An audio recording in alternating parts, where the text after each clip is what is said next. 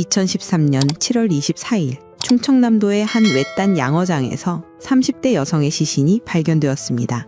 그녀의 목에는 끈으로 졸린 듯한 자국이 선명했고 경찰은 즉시 타살로 결론 내렸습니다. 그런데 수사가 진행될수록 경찰들은 믿을 수 없는 사실과 마주하게 됩니다. 범인은 바로 그들의 동료, 모범 경찰관이었던 것입니다. 정의를 수호해야 할 경찰이 어떻게 살인자가 되었을까요? 300만 원이라는 돈이 어떻게 한 여성의 목숨을 앗아갔을까요? 이것은 실화입니다. 그날의 이야기 속으로 어메이징 미스터리 지금 시작합니다. 2013년 봄 충청남도의 작은 도시에는 정의의 사도라 불리는 경찰관이 있었습니다. 그의 이름은 이재훈, 30대 후반의 강력반 형사였습니다. 재훈은 동료들 사이에서 모범 경찰로 통했습니다. 사건 처리 능력이 뛰어났을 뿐만 아니라 시민들에게도 친절하고 성실한 태도로 많은 신뢰를 받았습니다. 그는 매일 아침 일찍 출근해 사건 서류를 정리했고 동료가 힘들어하면 먼저 도와주는 사람이었습니다. 경찰서 복도를 지나갈 때면 후배들이 존경 어린 눈빛으로 그를 바라보았고 상사들은 그의 미래를 밝게 점쳤습니다. 퇴근 후 재훈이 돌아가는 곳은 따뜻한 가정이었습니다. 아내 김은주는 남편을 전적으로 믿고 의지하는 평범한 주부였습니다. 저녁 식탁에 앉아 하루 일과를 이야기하는 재훈의 얼굴에는 언제나 온화한 미소가 걸려 있었습니다. 은주는 남편이 위험한 강력 사건을 다루는 형사라는 사실에 늘 걱정했지만 재훈은 괜찮아, 난 조심성이 많은 사람이잖아 라며 아내를 안심시켰습니다. 그들의 삶은 누가 봐도 완벽해 보였습니다. 하지만 그 완벽함 뒤에는 누구도 상상하지 못한 어두운 비밀이 숨어 있었습니다. 2012년 여름, 재훈의 삶에 균열이 생기기 시작했습니다. 동료 경찰관의 소개로 한 여성을 만나게 된 것입니다. 그녀의 이름은 강수연, 30대 초반의 밝고 매력적인 여성이었습니다. 처음에는 단순한 식사 자리였습니다. 몇몇 동료들과 함께한 회식 자리에서 수연은 재훈 옆자리에 앉았고 두 사람은 자연스럽게 대화를 나누었습니다. 수연은 재훈의 이야기에 관심 있게 귀 기울였고 재훈은 자신의 이야기를 진지하게 들어주는 그녀에게서 묘한 위안을 느꼈습니다. 아내에게는 경찰 일의 어두운 면을 이야기하기 어려웠지만 수연은 잘났습니다. 그녀는 재훈의 힘든 점을 공감해줬고 때로는 격려의 말을 건넸습니다. 그렇게 시작된 만남은 점점 잦아졌습니다. 처음에는 낮 시간대에 커피 한 잔을 마시는 가벼운 만남이었지만 몇 달이 지나자 두 사람의 관계는 선을 넘기 시작했습니다. 재훈은 자신이 무엇을 하고 있는지 잘 알고 있었습니다. 하지만 멈출 수가 없었습니다. 수연과 함께 있을 때면 그는 완벽한 경찰관이라는 무거운 가면을 벗을 수 있었고 그 자유로움은 달콤한 중독처럼 그를 사로잡았습니다. 그는 아내에게 야근이 많다는 핑계를 대기 시작했습니다. 요즘 사건이 많아서 늦게 들어갈 것 같아는 말은 점점 자연스러워졌고 은주는 성실한 남편을 의심할 이유가 없었습니다. 재훈과 수연이 주로 만난 곳은 시내에서 조금 떨어진 한적한 모텔이었습니다. 재훈은 경찰로서의 직감을 살려 주변을 철저히 경계했고 아는 사람과 마주칠 위험이 없는 시간과 장소를 선택했습니다. 때로는 수연의 원룸에서 만나기도 했습니다. 두 사람의 만남은 철저히 밤에 이루어졌고 재훈은 새벽 일찍 집으로 돌아가곤 했습니다. 수연에게 재훈은 특별한 존재였습니다. 그녀는 재훈이 자신에게 진심이라고 믿었고 언젠가는 아내와 헤어지고 자신과 함께할 것이라는 기대를 품고 있었습니다. 재훈도 처음에는 수연에게 그런 희망을 주는 듯한 말을 했습니다. 지금은 상황이 복잡해서 그렇지 시간이 지나면 정리할 수 있을 거야 라는 모호한 약속들이었습니다. 하지만 시간이 흐를수록 재훈의 마음은 변하기 시작했습니다. 처음의 달콤함은 점점 부담으로 바뀌어 갔습니다. 수연과의 만남은 이제 그에게 즐거움이 아닌 감춰야 할 비밀이자 언제 터질지 모르는 시한폭탄 같은 존재가 되어갔습니다. 재훈은 자신의 완벽한 삶, 즉 경살로서의 명예와 가정이라는 안전망을 결코 포기할 생각이 없었습니다. 그는 수연을 사랑했던 것이 아니라 그저 일시적인 위안을 얻기 위해 이용했을 뿐이었습니다. 재훈은 조금씩 수연에게서 거리를 두기 시작했습니다. 만남의 횟수가 줄어들었고 전화를 받는 시간도 늦어졌습니다. 요즘 일이 너무 바빠. 라는 핑계가 반복되었습니다. 수연은 재훈의 변화를 감지했습니다. 그녀는 불안했습니다. 사랑하는 사람이 자신에게서 멀어지는 것을 느꼈고 그것을 붙잡기 위해 더욱 매달렸습니다. 우리 언제 만나? 요즘 왜 이렇게 바빠? 라는 문자가 잦아졌고 재훈은 그런 수연이 점점 부담스러워졌습니다. 두 사람 사이의 감정은 점점 엇갈려 갔습니다. 재훈은 이 관계를 정리하고 싶었지만 수연을 어떻게 다루어야 할지 방법을 찾지 못했습니다. 그는 수연이 자신의 비밀을 폭로할까봐 두려웠고 그렇다고 계속 만나자니 점점 감당하기 어려웠습니다. 이 위태로운 줄다리기는 결국 파국을 향해 치닫고 있었습니다. 2013년 봄이 지나고 여름이 다가올 무렵 재훈의 삶은 완벽한 균형을 유지하는 듯 보였습니다.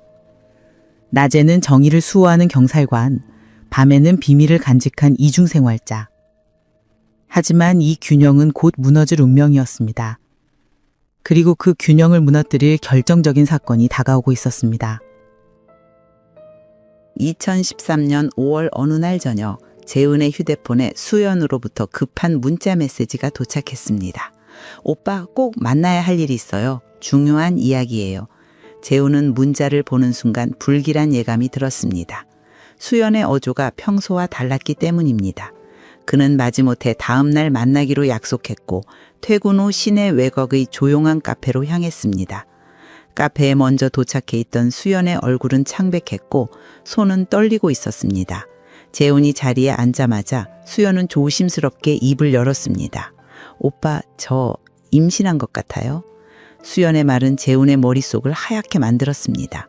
순간 주변의 소음이 모두 사라지고 오직 수연의 떨리는 목소리만이 귓가에 울렸습니다. 재훈은 억지로 침착함을 유지하며 물었습니다. 확실해? 병원은 다녀왔어? 수연은 고개를 끄덕이며 가방에서 임신 테스트기 사진을 꺼내 보여주었습니다. 두 줄의 선명한 선이 재훈의 눈앞에 펼쳐졌고 그는 순간 모든 것이 무너지는 느낌을 받았습니다. 그가 그토록 조심스럽게 유지해온 완벽한 삶의 균형이 단 한 번의 실수로 산산조각날 위기에 처한 것입니다. 수연은 재훈의 반응을 기대하며 조심스럽게 말을 이었습니다. 오빠, 우리 이제 어떻게 할까요? 아이를 낳으면... 하지만 재훈의 반응은 수연이 기대했던 것과는 전혀 달랐습니다. 재훈의 얼굴은 굳어졌고 눈빛에는 당황과 분노가 교차했습니다. 지금 무슨 소리야? 이 상황이 어떤 상황인지 알고 그런 말을 하는 거야? 재훈의 목소리는 낮았지만 날카로웠습니다. 수연은 재훈의 반응에 당황했습니다. 그녀는 이 아이가 두 사람의 관계를 공식화할 계기가 될 것이라고, 재훈이 이제는 아내와 헤어지고 자신을 선택할 것이라고 기대했던 것입니다. 하지만 재훈에게 이 임신은 축복이 아니라 재앙이었습니다. 그의 머릿속에는 오직 한 가지 생각만이 맴돌았습니다. 이 사실이 알려지면 내 인생은 끝이다. 경찰로서의 명예, 가정의 평화, 동료들의 신뢰, 모든 것이 한순간에 무너질 것이었습니다. 재훈은 차갑게 말했습니다. 아이는 지울 수밖에 없어. 다른 방법은 없어. 수연은 믿을 수 없다는 표정으로 재훈을 바라보았습니다. 오빠, 어떻게 그런 말을, 이건 우리 아이잖아요. 하지만 재훈은 단호했습니다. 수연아, 정신 차려. 지금 상황이 어떤 상황인지 생각해봐. 내가 지금 어떤 처지인지 알잖아. 아이를 낳는다는 건 말도 안 돼. 그날 이후로 두 사람 사이에는 깊은 균열이 생겼습니다. 수연은 재훈의 냉정한 태도에 깊은 상처를 받았고, 재훈은 수연이 자신의 말을 따르지 않는 것에 초조함과 분노를 느꼈습니다. 며칠 동안 두 사람은 계속해서 만났지만 만날 때마다 같은 이야기만 반복되었습니다. 수연은 아이를 지키고 싶다는 마음과 재훈을 잃고 싶지 않다는 마음 사이에서 갈등했고, 재훈은 수연을 설득하기 위해 온갖 방법을 동원했습니다. 나도 힘들어. 하지만 지금은 때가 아니야. 나중에 상황이 정리되면 우리 다시 시작할 수 있어. 재훈의 말은 거짓이었지만 수연은 그 말에 희망을 걸었습니다. 결국 수연은 임신 중절 수술을 받기로 결심했습니다. 하지만 그 결심이 쉽지만은 않았습니다. 수연은 매일 밤 홀로 눈물을 흘렸고 자신이 어떤 선택을 하고 있는지에 대해 깊은 죄책감을 느꼈습니다. 하지만 재훈을 잃고 싶지 않았고 그가 약속한 나중을 믿고 싶었습니다. 재훈은 수연이 수술을 받기로 결정하자 안도의 한숨을 내쉬었습니다. 그는 수술 비용을 준비하기로 했고 이 문제가 조용히 해결되기를 간절히 바랐습니다. 재훈은 자신의 비상금과 몇 가지 물건을 팔아 300만 원을 마련했습니다.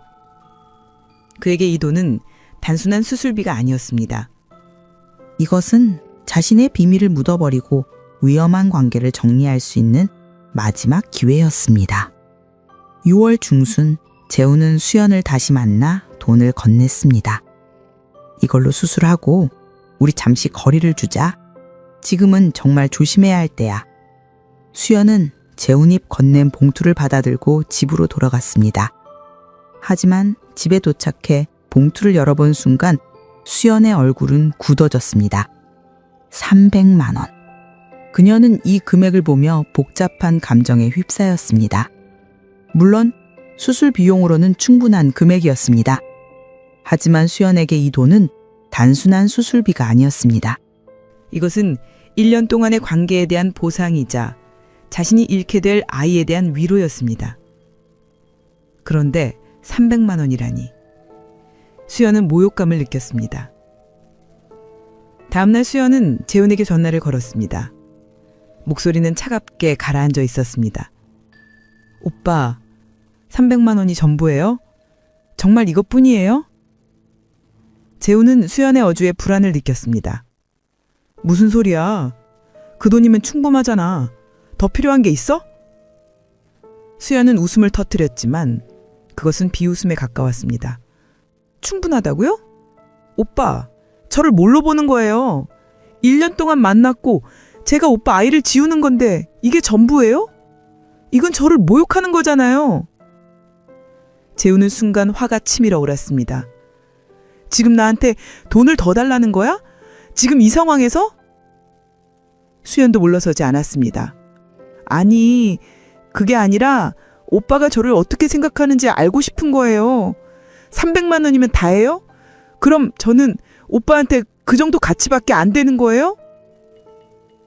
전화는 격렬한 말다툼으로 이어졌고 결국 재훈이 일방적으로 전화를 끊어버렸습니다. 재훈은 핸드폰을 던지고 싶은 충동을 참으며 이를 악물었습니다. 그는 수연이 자신을 협박하고 있다고 생각했습니다. 이 여자가 지금 나한테 돈을 뜯어내려는 거야? 내가 얼마나 힘들게 그 돈을 마련했는데. 재훈의 마음속에는 수연을 향한 애정이 아니라 배신감과 분노가 자리 잡기 시작했습니다. 그는 수연이 이 문제를 빌미로 자신을 계속 괴롭힐 것이라고 확신했고 그녀를 정리해야 한다는 생각이 점점 강해졌습니다. 며칠 동안 두 사람은 연락을 주고받지 않았습니다. 하지만 이 침묵은 폭풍전의 고요였습니다. 수연은 재훈에게 계속 문자를 보냈고 재훈은 그 문자들을 보며 점점 불안해졌습니다. 오빠, 우리 다시 만나서 이야기해요. 이렇게 끝낼 수는 없잖아요. 재훈은 수연을 만나 마지막으로 이 문제를 정리하기로 결심했습니다. 7월 24일 그는 수연에게 연락했습니다. 오늘 저녁에 만나자. 마지막으로 이야기하자. 수연도 동의했습니다. 두 사람은 각자의 마음속에 서로 다른 기대를 품고 그날 저녁을 향해 다가가고 있었습니다. 하지만 그들은 알지 못했습니다. 그날 저녁의 만남이 돌이킬 수 없는 비극의 시작이 될 것이라는 사실을 말입니다. 2013년 7월 24일 저녁 7시. 재훈은 약속 장소를 향하는 차 안에서 긴장한 표정을 지었습니다. 오늘 만남으로 모든 것을 정리하겠다는 결심은 확고했지만 어떻게 수연을 설득할지는 막막했습니다. 그는 조수석에 놓인 가방을 힐끗 쳐다보았습니다. 그 안에는 300만 원이 들어있었습니다. 재훈은 이 돈을 건네고 깔끔하게 관계를 정리할 생각이었습니다. 더 이상 수연과 얽혀 있을 수는 없었습니다. 그는 자신의 완벽한 삶으로 돌아가야 했습니다. 약속 장소는 시내 외곽의 한적한 카페 주차장이었습니다. 재훈이 도착했을 때 수연은 이미 자신의 차에 앉아 기다리고 있었습니다. 재훈은 차에서 내려 수연의 차 조수석에 탔습니다. 차 안의 공기는 무거웠고 두 사람 모두 먼저 말을 꺼내기 주저했습니다. 잠시 침묵이 흐른 뒤 재훈이 먼저 입을 열었습니다. 수연아, 오늘 우리 정리하자. 이렇게 계속 갈 수는 없어. 수연은 재훈의 얼굴을 빤히 쳐다보았습니다. 그녀의 눈에는 서운함과 분노가 뒤섞여 있었습니다. 정리하자고요? 오빠가 저한테 뭘 해줬다고 정리하자는 거예요. 재훈은 가방에서 돈 봉투를 꺼내 수연에게 건넸습니다. 이거 받아. 수술하고 앞으로 네 인생 잘 살아. 우리는 여기까지야. 수연은 돈 봉투를 받아들지 않았습니다. 그녀는 재훈을 비웃듯 쳐다보며 말했습니다. 아직도 300만 원이에요. 오빠 정말 웃기네요. 저를 완전히 무시하는 거죠. 재훈의 눈썹이 꿈틀거렸습니다. 무시? 내가 지금 너한테 얼마나 큰 돈을 주는 건지 알아? 이게 어디서 나온 돈인지 알기나 해? 수연은 냉소를 지며 말했습니다. 큰 돈이요? 오빠가 1년 동안 저한테 한 짓을 생각하면 이건 푼돈이에요. 오빠는 저를 이용만 하고 버리라는 거잖아요. 대화는 점점 격렬해졌습니다. 수연은 재훈의 비겁함과 이기심을 하나하나 꼬집었고 재훈은 수연의 말에 모열감을 느꼈습니다. 오빠는 정의의 사도인 척하면서 뒤에서는 이런 짓을 하는 위선자예요. 경찰이라는 게 겉으로만 그럴듯한 거였네요. 수연의 이 말은 재훈의 자존심을 완전히 짓밟는 것이었습니다. 그는 자신이 쌓아온 모든 것, 즉 경찰로서의 명예와 체면이 한 여자의 입에서 나오는 말 한마디에 무너지는 느낌을 받았습니다. 그는 떨리는 목소리로 말했습니다. 지금 나를 협박하는 거야? 네가 지금 무슨 짓을 하고 있는지 알아? 수연은 물러서지 않았습니다. 협박이요? 이건 협박이 아니에요. 저는 그냥 오빠가 저한테 한 짓에 대한 책임을 지라는 거예요. 아니면 오빠 아내한테 다 말할 거예요. 경찰서에도 다 알릴 거예요. 이 순간 재훈의 이성은 완전히 마비되었습니다. 그는 수연의 말이 단순한 협박이 아니라 실제로 실행될 위협이라고 느꼈습니다. 자신의 모든 것이 수연의 한 입에 달려있다는 사실이 그를 공포로 몰아넣었습니다. 재훈은 떨리는 손으로 시동을 걸었습니다. 내려. 지금 당장 내 차로 옮겨 타. 수연은 당황했지만 재훈의 단호한 표정에 겁을 먹고 말없이 따랐습니다. 재훈은 수연을 자신의 차 조수석에 태우고 한적한 곳으로 향했습니다. 차 안의 분위기는 얼어붙었고 수연은 점점 불안해졌습니다. 오빠, 어디 가는 거예요? 왜 이러는 거예요? 재훈은 대답하지 않았습니다. 그는 인적이 드문 외곽도로로 차를 몰았고 결국 아무도 없는 야산 입구에 차를 세웠습니다. 밤은 이미 깊었고 주변은 칠흑같이 어두웠습니다. 재훈은 시동을 끄고 수연을 돌아보았습니다. 그의 눈빛은 차갑게 가라앉아 있었습니다. 수연아, 마지막으로 묻겠어. 정말 내 인생을 망칠 거야? 정말 다 폭로할 거야? 수연은 재훈의 눈빛에서 평소와는 다른 무언가를 느꼈습니다. 그것은 공포를 불러일으키는 차가움이었습니다. 하지만 그녀는 물러서지 않았습니다. 오빠가 잘못한 거잖아요. 책임지세요. 아니면 전부 밝힐 거예요. 그 순간 재훈의 손이 움직였습니다. 그는 차 뒷좌석에 놓여있던 끈을 집어들었습니다. 그것은 평소 차 안에 두었던 짐을 묶는 용도의 튼튼한 로프였습니다. 수연은 재훈의 행동을 보고 소스라치게 놀랐습니다. 오빠, 뭐 하는 거예요? 그만해요! 하지만 이미 재훈의 이성은 사라진 상태였습니다. 재훈은 수연의 목에 로프를 감았습니다. 수연은 필사적으로 저항했지만 강력반 형사로 단련된 재훈의 힘은 상상이 이상이었습니다. 이렇게라도 하지 않으면 내 인생이 끝나. 미안해. 하지만 다른 방법이 없어. 재훈은 중얼거리며 로프를 조였습니다. 수연의 숨소리는 점점 약해졌고 그녀의 저항도 서서히 멈췄습니다. 몇 분이 지나자 차 안은 고요해졌습니다. 재훈은 로프를 풀고 수연의 몸을 뒤로 기댔습니다. 그녀는 이미 숨을 쉬지 않고 있었습니다. 재훈이 자신이 무엇을 저질렀는지 깨닫는 순간 온몸이 떨리기 시작했습니다. 하지만 그 떨림은 오래가지 않았습니다. 경찰로서 수많은 범죄 현장을 목격한 재훈은 곧 냉정을 되찾았습니다. 그는 지금 자신이 범죄자가 되었다는 사실을 인정했고 이제 해야 할 일은 단 하나뿐이었습니다. 바로 증거를 없애는 것입니다. 재훈은 차 안을 둘러보며 신속하게 생각을 정리했습니다. 수연의 휴대폰을 찾아 전원을 껐고 그녀의 가방 안을 뒤져 신분증과 중요한 물건들을 챙겼습니다. 그는 경찰로서의 지식을 총동원하여 현장을 조작하려 했습니다. 하지만 시신을 어디에 유기할지가 문제였습니다. 재훈은 수연의 시신을 뒷좌석으로 옮기고 차를 다시 출발시켰습니다. 그는 충청남도 일대를 배회하며 적당한 장소를 물색했습니다. 밤은 이미 깊었고 도로는 텅 비어 있었습니다. 재훈의 머릿속에는 오직 한 가지 생각뿐이었습니다. 완벽하게 숨겨야 해. 절대 들키면 안 돼. 그는 자신이 관할하는 구역을 벗어나 최대한 먼 곳으로 향했습니다. 그리고 새벽 2시쯤 그는 한적한 시골 마을 외곽에 위치한 폐 양어장을 발견했습니다. 이곳은 오래전에 버려진 곳으로 사람의 발길이 끊긴 지 오래된 듯 했습니다. 재훈은 이곳이야말로 시신을 은폐하기에 완벽한 장소라고 판단했습니다. 새벽의 어둠 속에서 재훈은 폐 양어장 주변을 조심스럽게 살폈습니다. 달빛마저 구름에 가려져 있었고 주변은 고요했습니다. 이곳은 마을에서도 한참 떨어진 곳으로 예전에 양어장을 운영하던 주인이 사업 실패 후 방치한 채 떠난 곳이었습니다. 양어장의 수면은 검게 가라앉아 있었고 주변에는 잡초와 나무들이 무성하게 자라 있었습니다. 재훈은 주변을 한 바퀴 돌며 CCTV나 목격자가 있을 가능성을 체크했습니다. 다행히 이곳은 완전히 버려진 곳이었고 인근에 인가도 보이지 않았습니다. 재훈은 차 뒷좌석에서 수연의 시신을 조심스럽게 꺼냈습니다. 경찰로서 수많은 시신을 다뤄본 경험이 있었지만 자신이 직접 살해한 시신을 옮기는 것은 전혀 다른 감정이었습니다.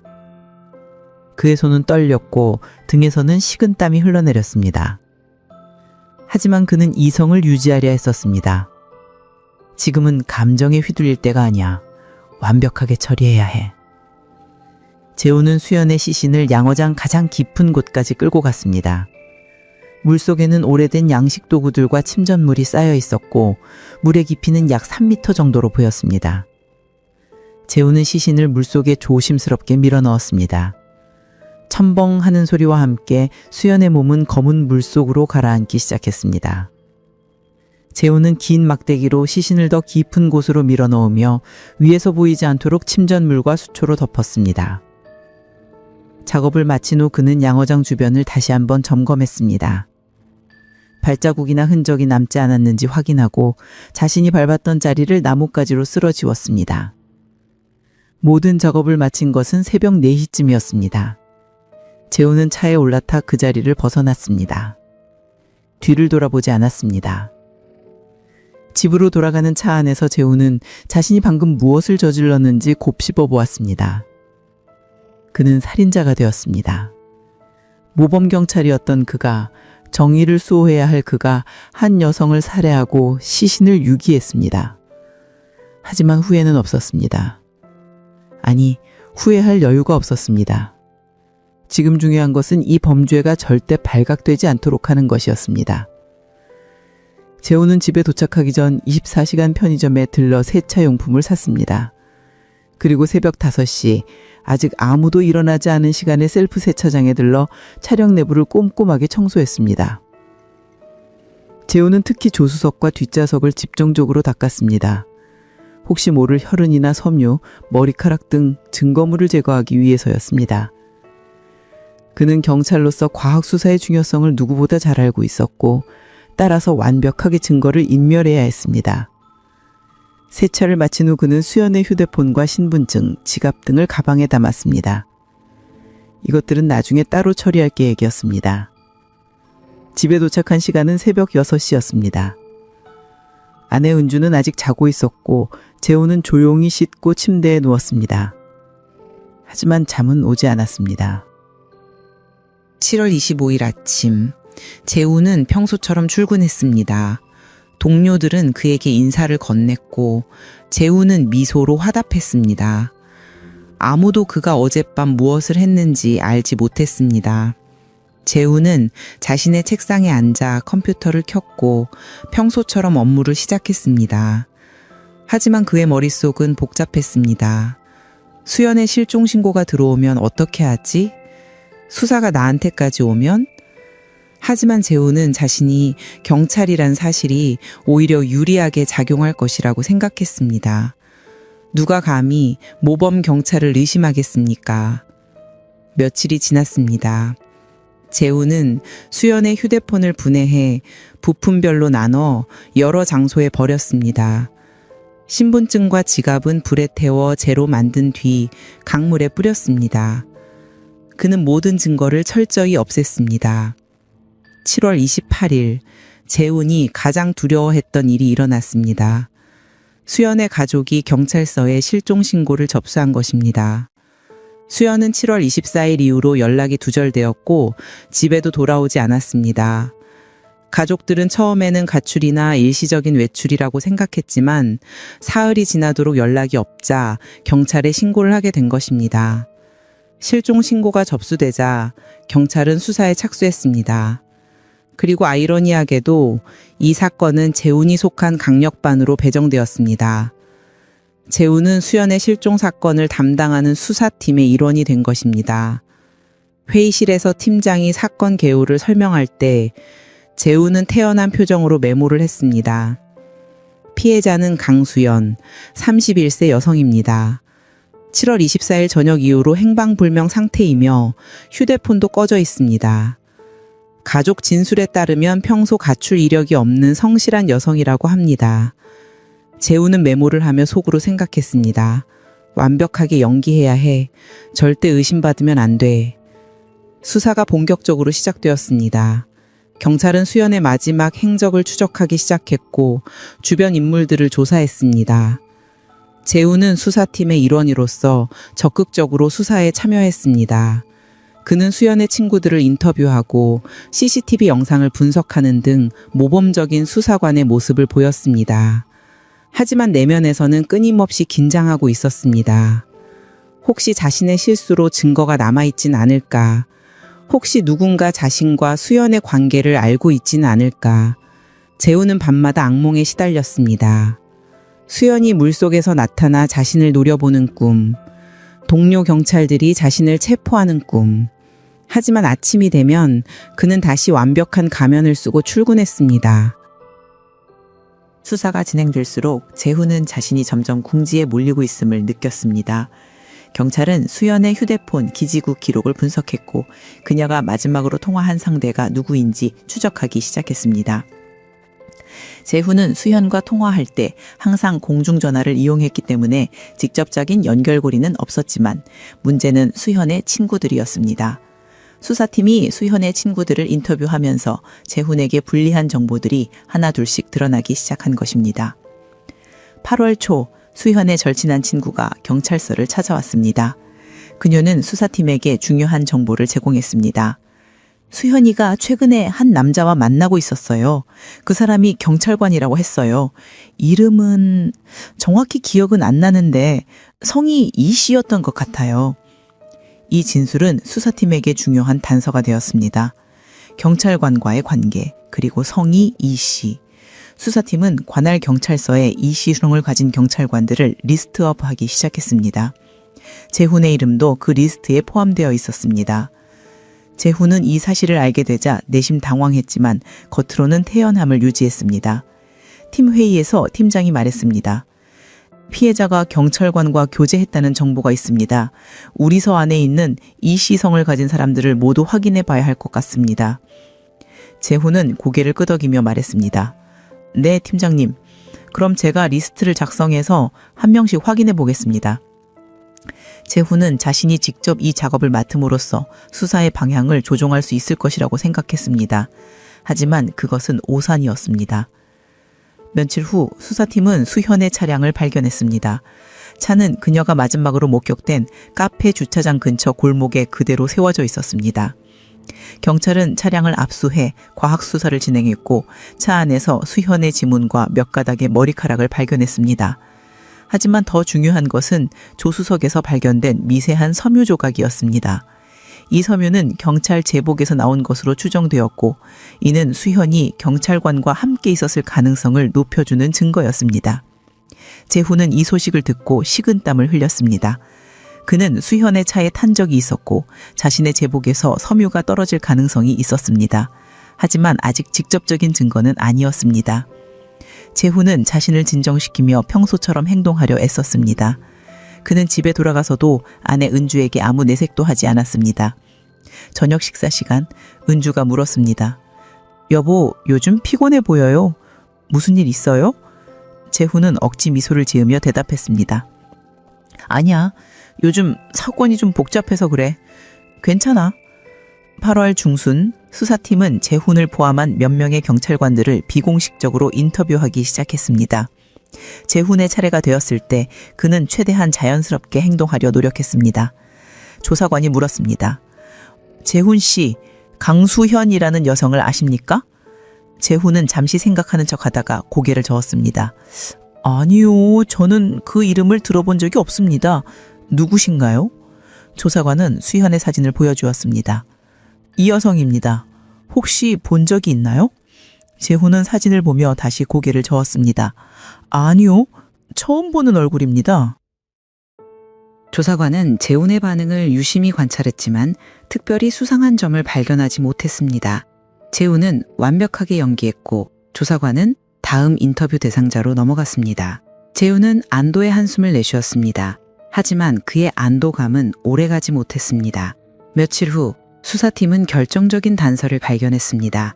바로 카페 주차장 근처의 CCTV 영상이었습니다.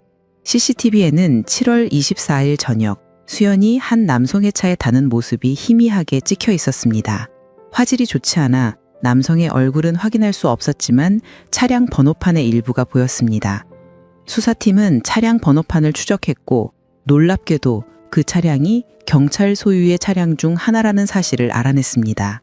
더 정확히 말하면 강력반 형사들이 사용하는 공용 차량이었습니다.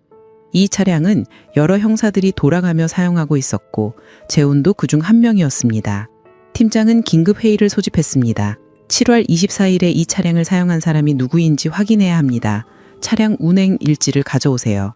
재훈의 심장이 빠르게 뛰기 시작했습니다. 그는 그날 그 차량을 사용했고 운행 일지에 서명했습니다. 차량 운행 일지가 도착했을 때 재훈의 이름이 7월 24일 란에 적혀 있었습니다. 재훈의 심장이 빠르게 뛰기 시작했습니다. 그는 그날 그 차량을 사용했고 운행 일지에 서명했습니다. 차량 운행 일지가 도착했을 때 재훈의 이름이 7월 24일 란에 적혀 있었습니다. 팀장은 재훈을 쳐다보며 물었습니다. 재훈 씨, 7월 24일 저녁에 이 차를 사용했나요? 재훈은 순간 머릿속이 하얘졌지만 곧 정신을 차리고 대답했습니다. 네, 그날 저녁에 개인적인 용무로 잠깐 사용했습니다. 무슨 문제라도 있습니까? 팀장은 심각한 표정으로 말했습니다. 재훈 씨, 죄송하지만 좀 더 자세한 이야기를 들어야 할 것 같습니다. 별도의 방으로 가시죠. 재훈은 팀장과 함께 조사실로 향했습니다. 그의 다리는 떨렸지만 겉으로는 태연함을 유지하려 애썼습니다. 조사실에는 팀장과 다른 선임 형사 한 명이 있었습니다.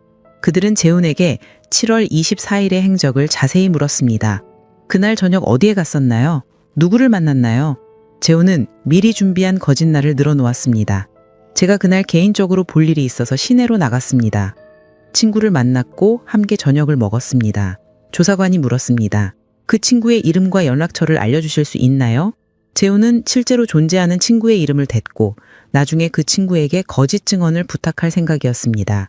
조사관들은 재훈의 진술을 메모했지만 여전히 의심의 눈초리를 거두지 않았습니다. 재훈 씨, 혹시 강수현 씨와 개인적인 관계가 있었나요? 솔직하게 말씀해 주세요. 재훈은 단호하게 고개를 저었습니다. 절대 아닙니다. 저는 그 여성을 전혀 모릅니다.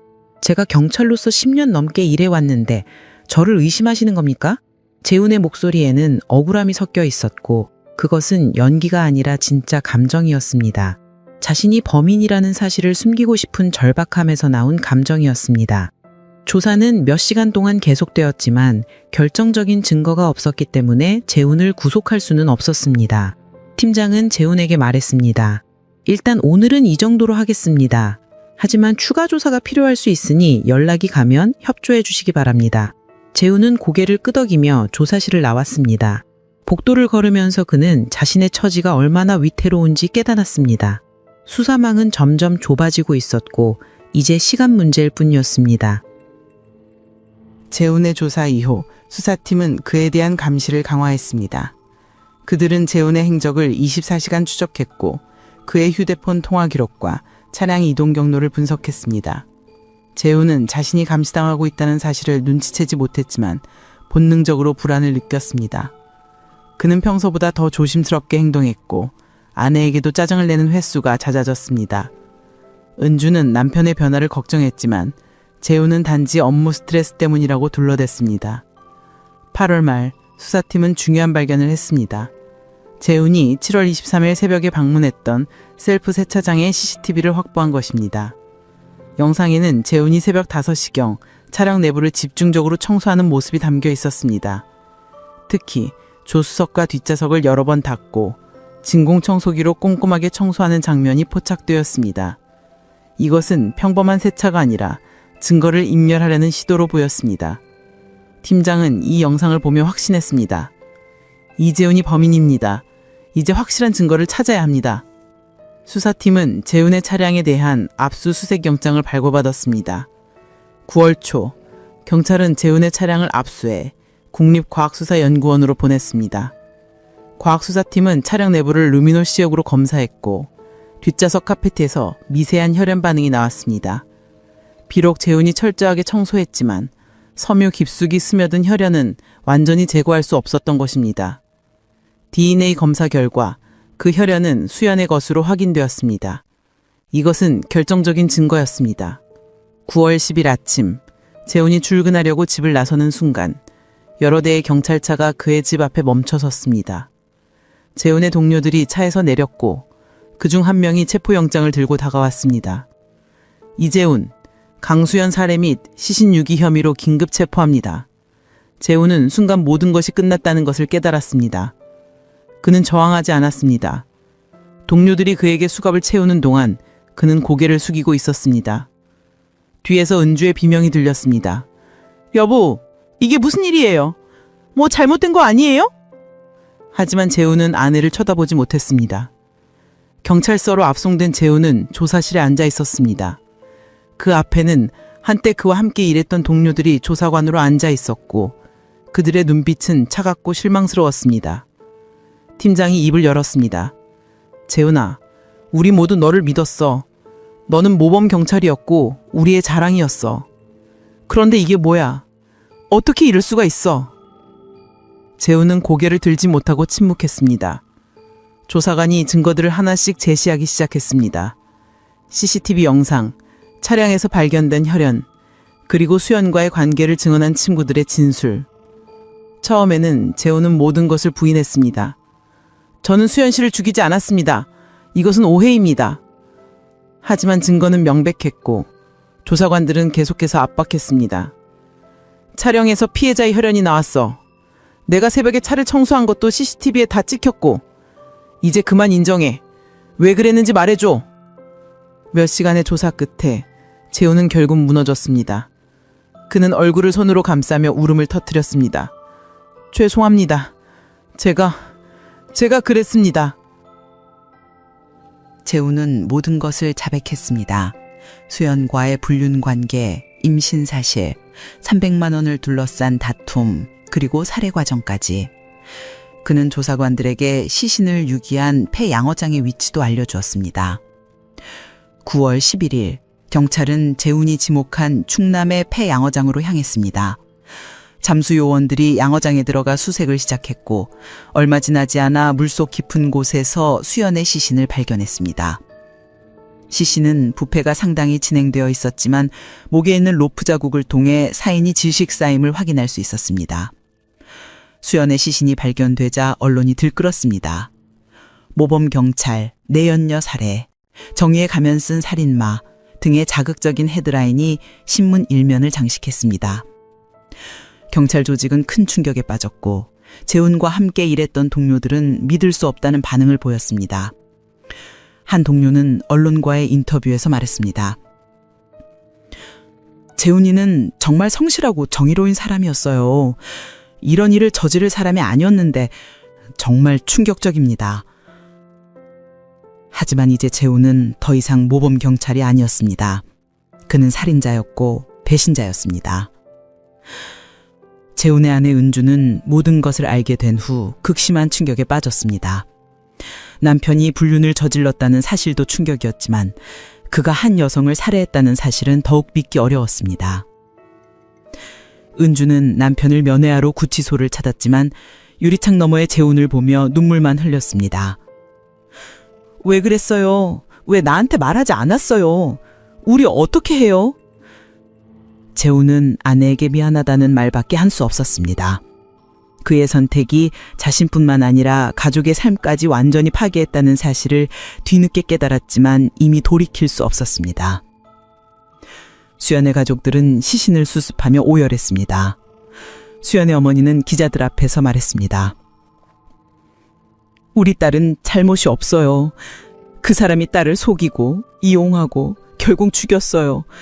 제발 엄벌해 주세요. 수연의 장례식에는 많은 사람들이 찾아와 조의를 표했고 언론은 이 사건을 연일 보도했습니다. 사건은 단순한 살인 사건을 넘어 경찰의 신뢰와 도덕성에 대한 사회적 논란으로 번졌습니다. 많은 사람들이 물었습니다. 정의를 수호해야 할 경찰이 어떻게 이런 짓을 할 수 있는가? 재훈은 구치소에 수감되어 재판을 기다렸습니다. 그는 독방에 갇혀 천정만 바라보며 지난 시간들을 되돌아보았습니다. 만약 그때 수연과의 관계를 정직하게 정리했더라면, 만약 300만 원 때문에 다투지 않았더라면, 만약 그날 밤 이성을 잃지 않았더라면 수많은 만약들이 그의 머릿속을 맴돌았습니다. 하지만 이제 와서 후회해도 소용없었습니다. 수연은 돌아오지 않았고 그의 인생도 끝났습니다. 재훈은 자신이 저지른 범죄의 무게를 온몸으로 느끼며 다가올 재판의 날을 기다렸습니다. 2013년 11월 재훈의 재판이 시작되었습니다. 법정에는 수많은 기자들과 방청객들이 몰려들었고 이 사건에 대한 사회적 관심은 뜨거웠습니다. 재훈은 제수복을 입고 법정에 섰습니다. 한때 경찰 제복을 입고 정의를 외치던 그가 이제는 피고인석에 서 있는 모습은 모두에게 충격적이었습니다. 재판부는 엄숙한 표정으로 재판을 진행했고 검사는 재훈의 범행을 하나하나 낱낱이 밝혔습니다. 검사는 재훈의 범행이 계획적이었음을 강조했습니다. 피고인은 경찰관으로서 증거인멸 방법을 잘 알고 있었고 범행 후 철저하게 현장을 조작했습니다. 피해자의 휴대폰을 없애고 차량을 세차하고 시신을 인적이 드문 곳에 유기한 것은 모두 계획적인 행동이었습니다.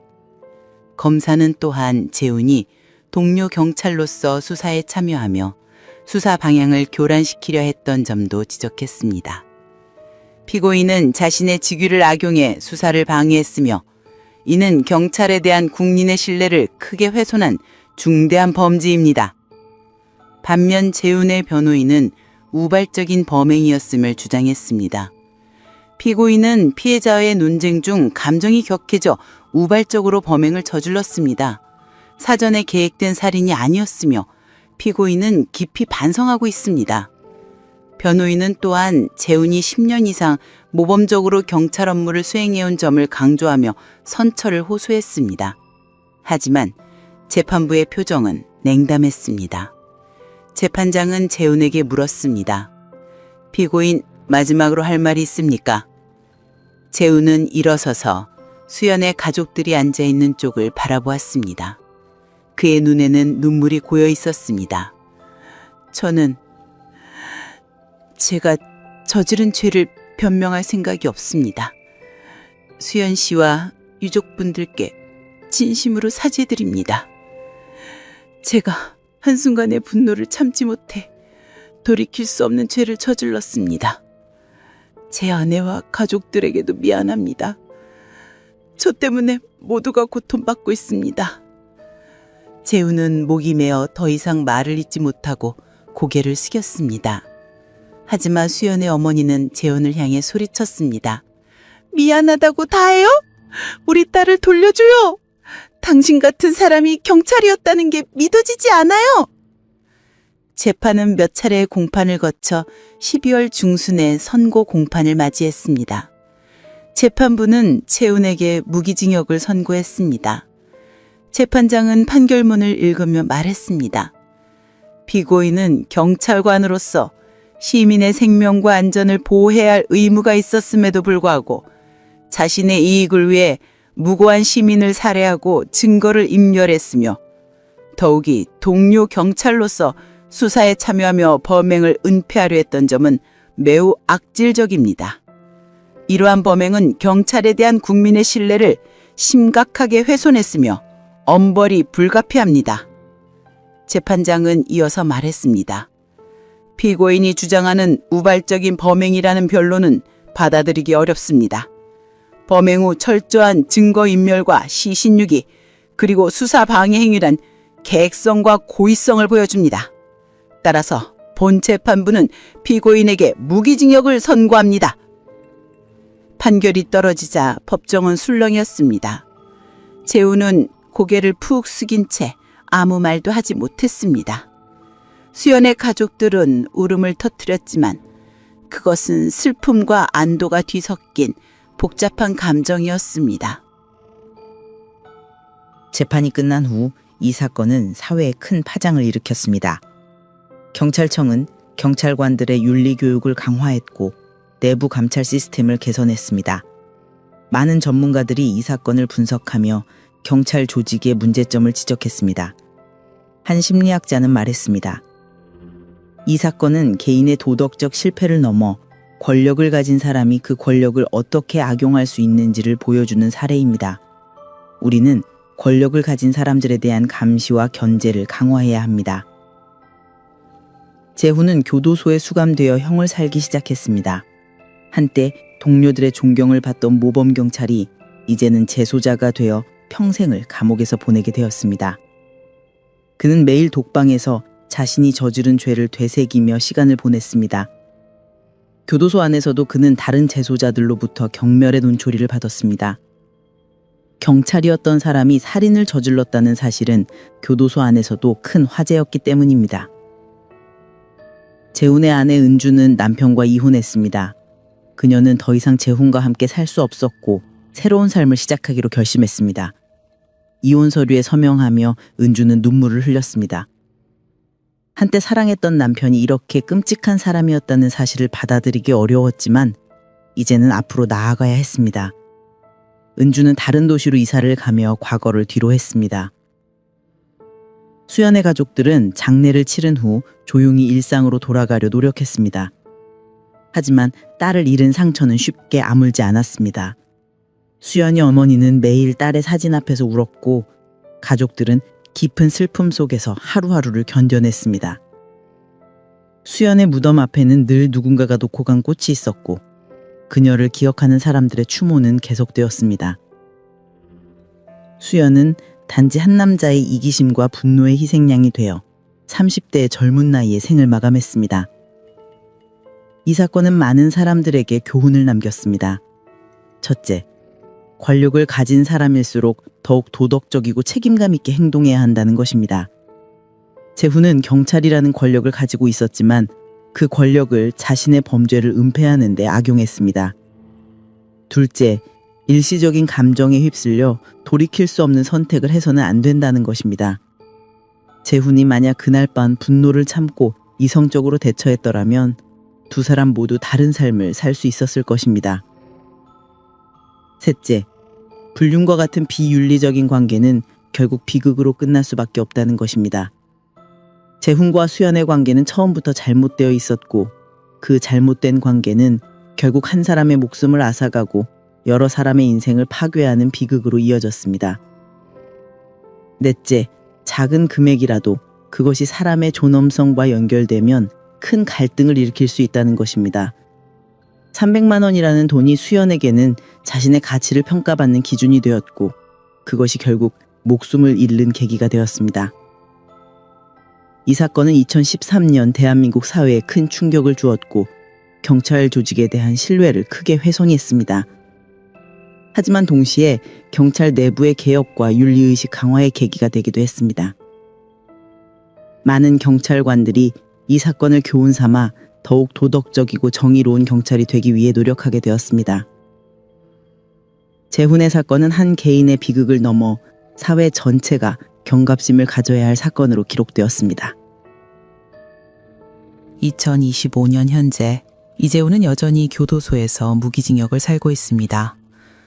그는 60대가 되었고 머리는 희끗희끗해졌습니다. 그는 교도소 안에서 모범수로 생활하며 다른 재소자들을 돕는 일을 하고 있지만 밤이 되면 여전히 수연의 얼굴이 떠오른다고 합니다. 그는 한 인터뷰에서 말했습니다. 저는 매일 제가 저지른 죄를 생각합니다. 만약 시간을 되돌릴 수 있다면 그날 밤으로 돌아가 모든 것을 바꾸고 싶습니다. 하지만 그럴 수 없다는 것을 알기에 더욱 괴롭습니다. 수연의 가족들은 여전히 그녀를 그리워하며 살아가고 있습니다. 수연의 무덤은 그녀의 고향 근처 조용한 공원 묘지에 있고 가족들은 매년 그녀의 기일에 찾아가 추모하고 있습니다. 묘비에는 이렇게 적혀 있습니다. 사랑하는 딸 강수연, 1982, 2013, 당신을 여어머니 기억합니다. 수연의 어머니는 말합니다. 딸이 살아 있었다면 지금쯤 행복한 가정을 꾸렸을 텐데 그 사람 때문에 모든 게 사라졌어요. 이 사건은 많은 사람들에게 경종을 울렸습니다. 한순간의 잘못된 선택이 얼마나 많은 사람들의 인생을 파괴할 수 있는지, 그리고 권력을 가진 사람일수록 더욱 책임감 있게 행동해야 한다는 교훈을 남겼습니다. 300만 원이라는 금액은 결코 큰 돈이 아니었지만 그것이 한 사람의 존엄성과 맞닿았을 때 생명을 앗아가는 비극의 시작이 되었습니다. 우리는 이 사건을 통해 배워야 합니다. 작은 갈등도 폭력으로 해결해서는 안 되며 특히 권력을 가진 사람들은 그 권력을 올바르게 사용해야 한다는 것을 말입니다.